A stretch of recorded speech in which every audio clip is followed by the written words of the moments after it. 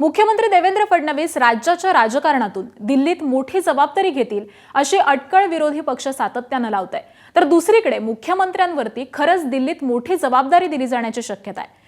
मुख्यमंत्री फडणवीस यांची भाजपच्या संसदीय दलामध्ये एंट्री होण्याची शक्यता आहे।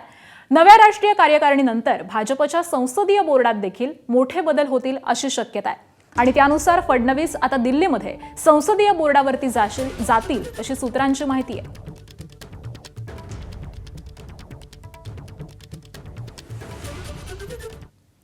आणि मुख्यमंत्र्यांच्या नव्या संभाव्य जबाबदारी संदर्भामध्ये अधिक माहिती ग्राफिक्सच्या माध्यमातून घेऊयात।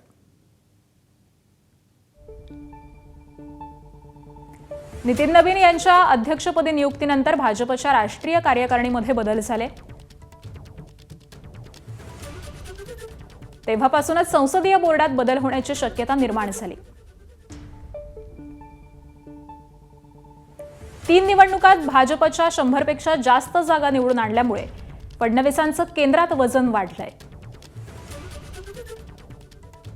गेल्या काही काळात फडणवीसांच्या दिल्ली वाऱ्याही वाढल्या।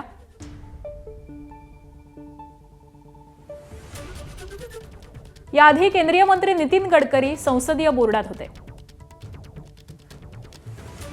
गडकरींच्या धक्कादायक एक्झिट नंतर बोर्डावर राज्यातून एकही व्यक्ती नव्हती। फडणवीसांच्या नियुक्तीला संघाचा देखील पाठिंबा असल्याची माहिती मिळते।